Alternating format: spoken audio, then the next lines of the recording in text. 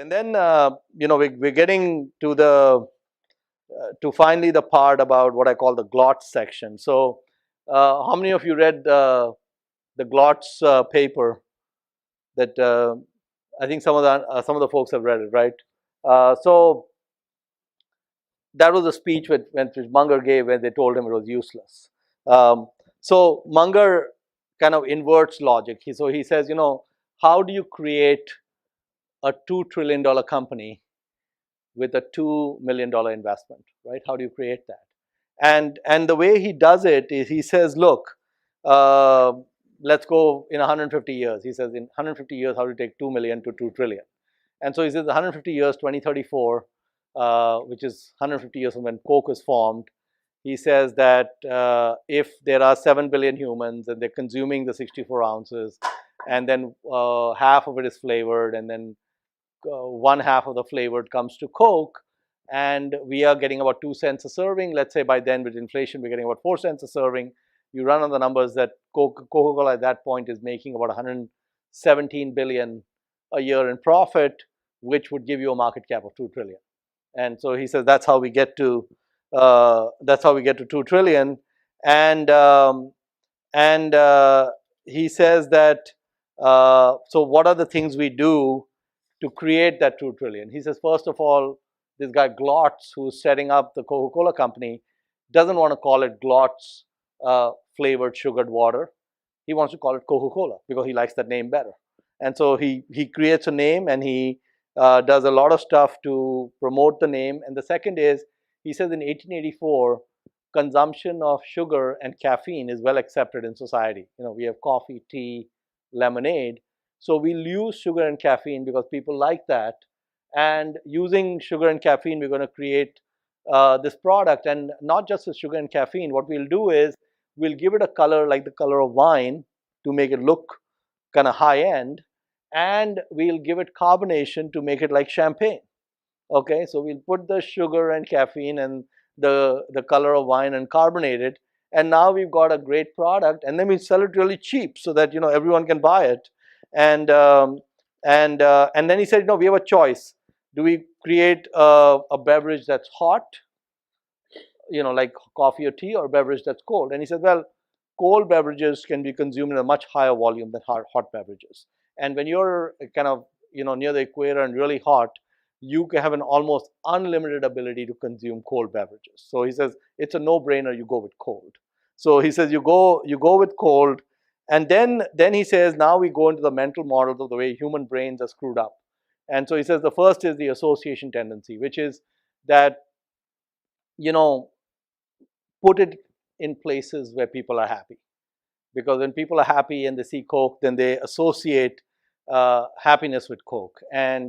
And then we finally get to our next slide, which is my favorite slide, which is the Maryland slide, right? So the association tendency is, if Maryland's drinking it, then definitely I want to be drinking it too, right? And so the association tendency, what Coke did in all its ads for the longest time, and even now, is they associated with celebrities, right? So in India, they'll pick some of the top Bollywood actresses, and the same thing here. They'll put these people in because the association tendency, humans kind of do very well with that. And then the social proof tendency of humans is another mental model, which is monkey see, monkey do, which is that when we see other people drinking Coke, we want to drink Coke too, and so show people having a good time with Coke, and all of that. And then he says, do it both ways. Do it with fountains and do it with bottles. And then he says another thing we would do with the Glotz beverage company is that we would basically create this aura around secrecy. So people think there's something unusual about Coke because the formula is secret. It's in a vault in a bank, and quite frankly, the secrecy means nothing, because he says that eventually, with food science going the way it was going, everyone would figure out how to make something close to Coca-Cola. But by the time they figure it out, we would have had brand and other things come in, which would help us kind of keep the competition at bay. And he says the food chemistry that helps our competitors make a product like ours also helps us by reducing the unit costs. Like they went in the US from sugar to fructose, which was a lot cheaper, and they just made all their efficiencies in how they got there. And then then he goes to Jacobi inversion, which is what not to do. What are the things that you don't do to get to the 2 trillion. So he says the first thing that you don't do is avoid losing half the brand name. So the Coca-Cola brand name has two parts, the Coca and the Cola, right? And he says don't lose either part of it. If anyone came up with anything called cola, sue them and take them out. And so he said that in an ideal world, he would have made sure there was no other cola. They could call it whatever else, Glotz bottled water or whatever, or carbonated water, but no cola, right? So that's the first thing. He said you wouldn't lose half your brand name. You would avoid envy by basically having a standard great product at a great price, which they did. And then the final thing he said that, don't change the flavor even if someone comes up with something better. Keep the flavor, because it's not about the flavor, it's about the brand. And that brings us to the cola wars, which very few of you are familiar with. How many of you are familiar with the Pepsi challenge? Yeah, the usual cast of characters except you. How do you know about the Pepsi challenge? Okay, all right, good. So some of us lived through the Pepsi challenge. Did you take the Pepsi challenge? All right, there you go. So basically, Pepsi had a problem. In the mid 80s, they had a problem. They knew that people preferred Coke by a huge margin to Pepsi, by like a 2-to-1 margin. And they knew that their brand was inferior. If Burger King offered Pepsi and not Coke, then people would not think of Burger King as well. So everywhere they had to discount stuff and all these things. It was really hard for them. So John Scully, before he went to Apple, he's the one who went to Apple and then ousted Steve Jobs. So before he went to Apple, John Scully was the chief marketing officer of Pepsi. So he was brilliant. He said, how do I take out Coke? He said, the way I take out Coke is I take away the brand name. And the way I take away the brand name is I ask consumers to do a blind taste test. And in a blind taste test if you put in front of someone a Coke and a Pepsi, they'd go for the Coke because of all that conditioning for the decades. But now if you take away the brand and you just give those tasting cups and then have them taste it, well, Pepsi is sweeter.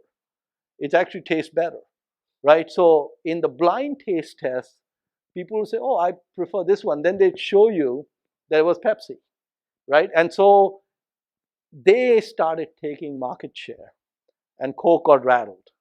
So Goizueta and Theo, who were part of Coke at that time, they got freaked out. They said, basically these guys have figured out that our product is inferior. And so what they did is they came out with New Coke.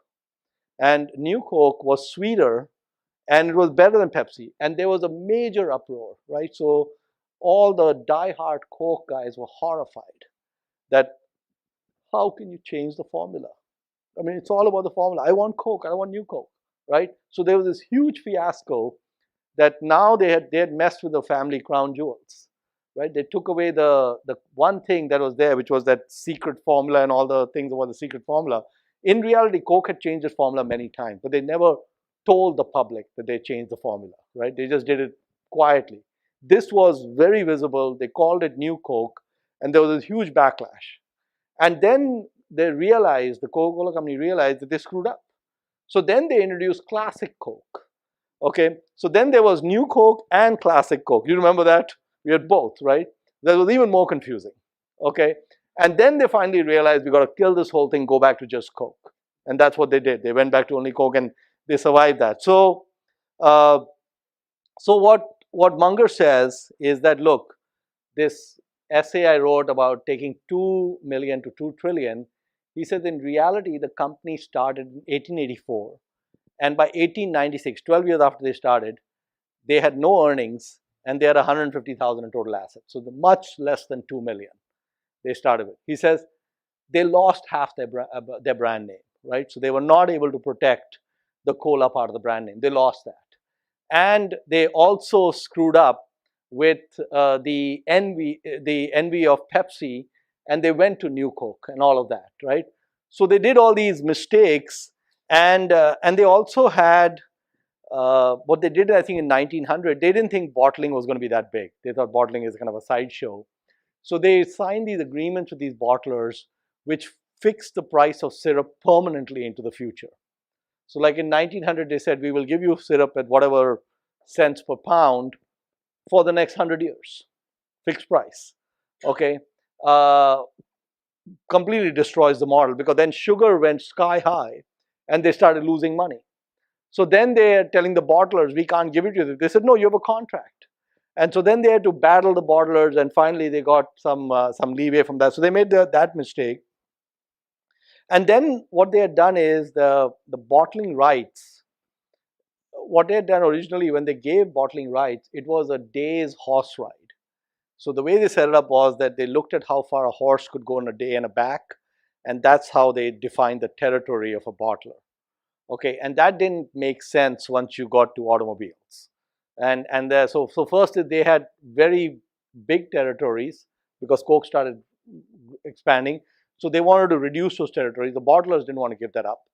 And the second is that they had many useless bottlers, right? So these bottlers, I mean, this is the license to print money. You got a monopoly in an area. You got the Coke product; it's going to sell, and so you don't need to be that great a businessman. And so they had to really kind of go through. Don Quijote did a lot of work where they brought back a lot of bottlers and did all kinds of things to get their model back. But in spite of all that, Coke from 1884 till now, with all the dividends they've given out, they're now at a Munger, when he gave the speech, the market cap was 125 million in 1996.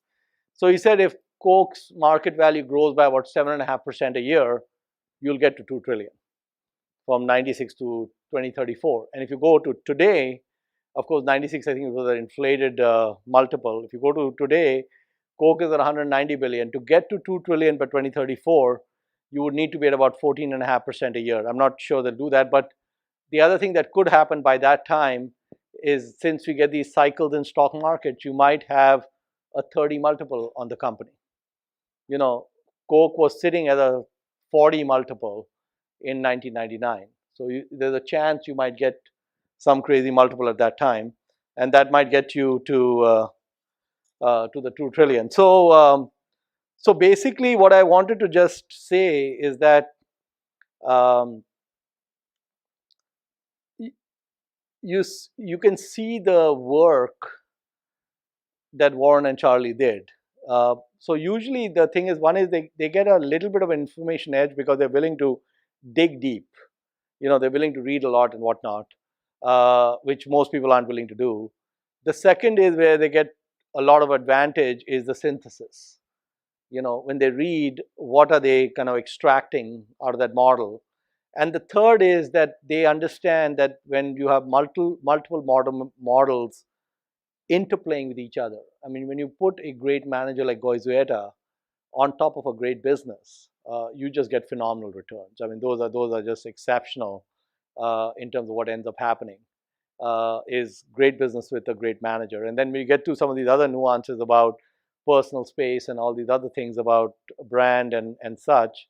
You get to kind of these loser effects. So in the investment business, I think that um, this is the holy grail. You know, this is kind of when you get to this level of analysis on a business, you got it. You know, and then you got it there. And so the key is to make very few bets, make very infrequent bets, and when seven moons line up, you bet big, and such. And the rest of the time you don't do much. So with that, we'll open up for any questions or comments you guys have.